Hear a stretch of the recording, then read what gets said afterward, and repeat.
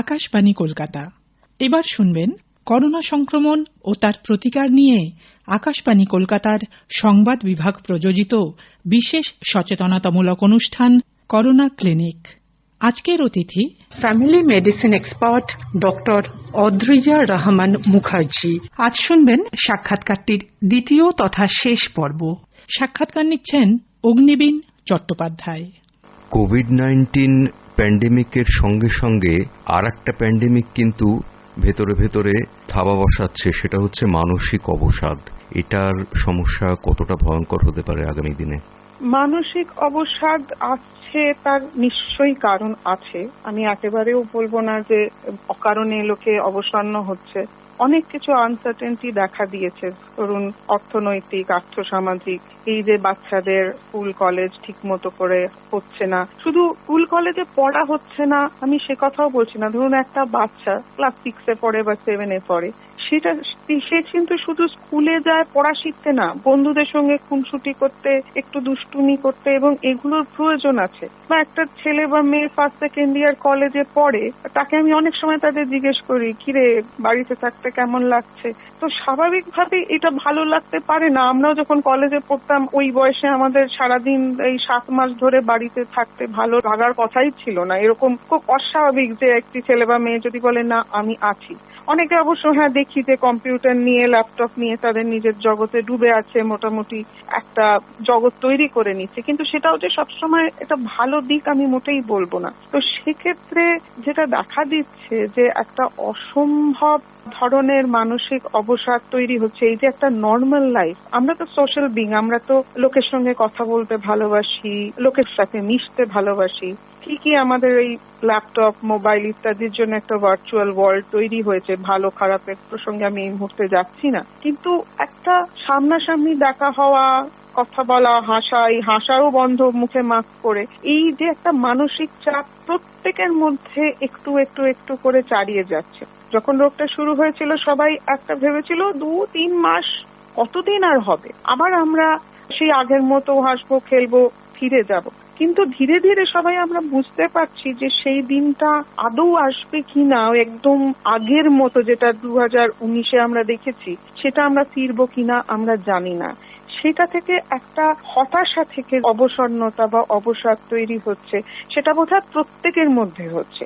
এর ওপরে যাদের হয়তো একটা ফাইন্যান্সিয়াল ওয়ারি এসে জুটছে, যে চাকরি চলে গেল বা হয়তো একটা জব পাওয়ার কথা ছিল সেটা আর পাবে না, এই যে আর্থিক সংকট, বা অনেক সময় এক ছাদের তলায় প্রজন লোক, আমাদের থাকার অভ্যাস অনেক দিনই ছিল না, যে যার মতো বেরিয়ে যেত। কোনো একটা কনফ্লিক্ট হচ্ছে, ভদ্রলোক চলে গেলেন অফিসে, ভদ্রমহিলাও নয় অফিসে, নয় বন্ধুদের বাড়ি বা বাপের বাড়ি, ছেলেমেয়েরা স্কুলে, তো সবার একটা রেন্ট আউট করার জায়গা ছিল। আনফরচুনেটলি এই সময় সবাইকে দেখানো হচ্ছে, বলা হচ্ছে যে এটা একটা ভীষণ ভালো সময়, যে যেখানে তোমরা সবাই একসাথে থাকতে পারছো, কিন্তু সবাই যে সেটাকে ভালো সময় বলে নিতে পারছে তা কিন্তু নয়। এটা আমরা প্র্যাকটিক্যালি যেটা দেখি, যেটা আইডিয়ালি হওয়া উচিত সেটা সবসময় হচ্ছে না। তবে কোনটা হচ্ছে না সেটা ফোকাস না করে যদি আমরা কি করা যায় সেটা ভাবি, যেমন এর মধ্যে একটা ভালো জিনিস দেখছি যে কয়েকজন তাদের যে সুপ্ত ইচ্ছেগুলো, মানে কেউ হয়তো খুব ভালো গান গাইতো, কেউ হয়তো খুব ভালো ছবি আঁকতো, হয়তো বছরের পর বছর সেগুলোর সঙ্গে বিচ্ছিন্ন, এখন সেগুলো বেরিয়ে আসছে। বা অনেক স্কুলের বন্ধুদের সঙ্গে যোগাযোগ হারিয়ে গেছিল, এখন হোয়াটসঅ্যাপ বা জুম ইত্যাদি নানা রকম সূত্র ধরে তারা আবার কানেক্টেড হচ্ছে, কথা বলছে, গল্প করছে। সুতরাং মানুষের সঙ্গে মানুষের যে নিবিড়ত্ব, সেটার যে ফিলিংটা, সেই ইন্টেন্সিটিটা, সেটা কোথাও সেই চাহিদাটা লোকে বুঝতে পারছে, সেটা একটা ভালো দিকও আছে। আপনার কি মনে হয় এই প্যান্ডেমিক মানুষের জীবনযাত্রার ধরনটাকে পাল্টে দেবে? মানে আমি মাস্ক পরে বেরোনো বা স্বাস্থ্যবিধির কথা বলছি না, স্বাভাবিক যে জীবনযাপন, আমাদের যে জীবনশৈলী বলতে যেটা বোঝায় আর কি, সেখানে কি কোনো পরিবর্তন নিয়ে আসবে আগামী দিনে? 100% লোকের ক্ষেত্রে সেটা বলা যায় না যে হবেই, কিন্তু কিছু লোকের মধ্যে হবে। অলরেডি সেই পরিবর্তনটা আমরা দেখছি। যেটাকে আমরা নিউ নর্মাল শব্দটার একটু আপত্তি আছে। নর্মাল মানেটা কি? নর্মাল মানে তো আবার সবকিছু স্বাভাবিক। সেই সবকিছু স্বাভাবিকের ডেফিনেশনটাও আমরা ঠিক এই মুহূর্তে জানি না। সেটা কতদিনে হবে, কবে হবে, সেটাও আমি জানি না। কিন্তু ধরে নিচ্ছি যে এই মুহূর্তে যে অবস্থা, তার থেকে বেরিয়ে একটু বেটার জায়গায় যখন যাব, তখন আমরা কিভাবে বিহেভ করব with each other, with the community, এটা কিন্তু দেখার একটা সত্যি প্রয়োজনীয়তা আছে। অনেকে খুব অপটিমিস্টিক, অনেকের সাথেই কথা বলি যারা বিশেষ করে এসব নিয়ে কাজ করছেন, এনভায়রনমেন্টালিস্ট বা এই সম্বন্ধে অ্যাওয়ারনেস ছড়াতে চায়, তারা কিন্তু এটা নিয়ে খুব পজিটিভ। তারা বলছেন তারা যে রেসপন্সটা পাচ্ছেন from different part of the world, even আমি শুধুমাত্র কলকাতা বা পশ্চিমবঙ্গ বা ভারতবর্ষের কথাও বলছি না, আমি সারা পৃথিবীর নানা মানুষের কাছ থেকে এই ধরনের একটা ইনপুট আসছে যে এই ঘটনাটায় কিন্তু একটা অ্যাওয়ারনেস বাড়ছে বা বেড়েছে।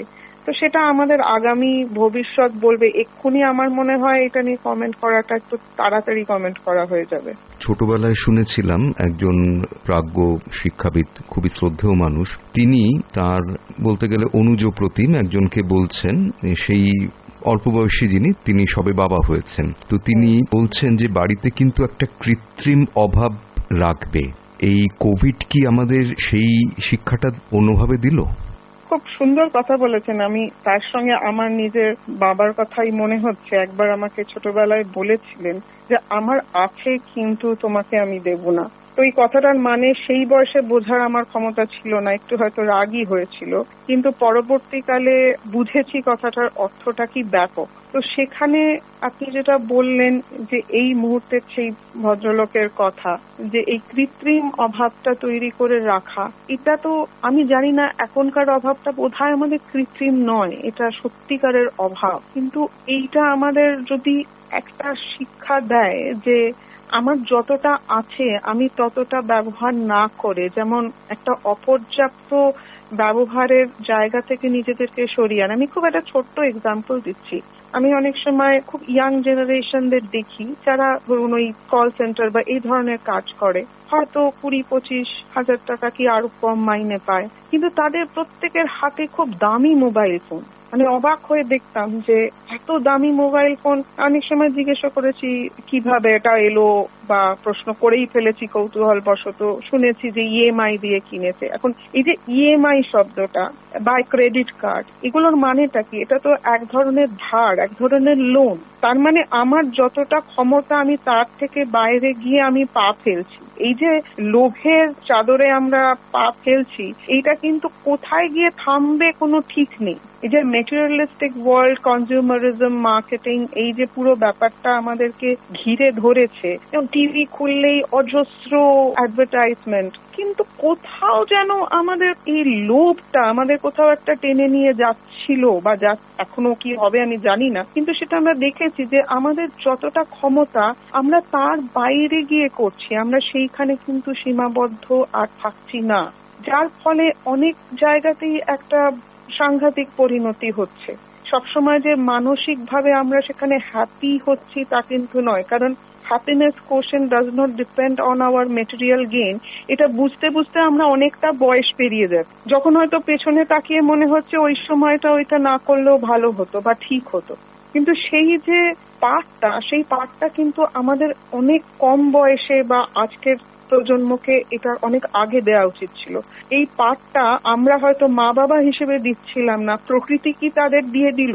এখন দিল কি দিল না, এটা কে কোনটা নেবে? কারণ আমাদের ধরুন একজন শিক্ষক বা শিক্ষিকা আমাদের যে পড়ান, আমরা ক্লাসে 30 জন স্টুডেন্ট, আমরা যে সবাই একভাবে সেটা গ্রহণ করতে পারি সব সময় কিন্তু পারি না। তো কেউ যদি এখান থেকে সেই শিক্ষাটা নেয় যে আমার কতটা লাগবে, কতটা প্রয়োজন, আমি কতটা ব্যবহার করতে পারি এবং কতটা অন্যকে দিতে পারি, এইটা নিয়ে আমাদের কোনো আলোচনাই হয় না। তাও আমি দেখেছি এই যখন এবার কিছুদিন আগে আমপান হলো, বিধ্বস্ত, অনেক ছোটরা এগিয়ে এসেছিল। আমার খুব ভালো লেগেছিল এইটা ভেবে যে ইয়াং জেনারেশন এইটা নিয়ে অনেক ভাবনা চিন্তা করেছিল। আপনাকে অনেক ধন্যবাদ ডক্টর মুখার্জি, করোনা ক্লিনিকে কথা বলার জন্য। শুনলেন আকাশবাণী কলকাতার সংবাদ বিভাগ প্রযোজিত বিশেষ সচেতনতামূলক অনুষ্ঠান করোনা ক্লিনিক। আজকের অতিথি ছিলেন family medicine expert doctor Adrija Rahman Mukherjee. শুনলেন সাক্ষাৎকারটির দ্বিতীয় তথা শেষ পর্ব। সাক্ষাৎকারটি নিলেন অগ্নিবীণ চট্টোপাধ্যায়। অনুষ্ঠানটি শুনতে লগ অন করুন আমাদের ফেসবুক পেজ আকাশবাণী সংবাদ কলকাতায়।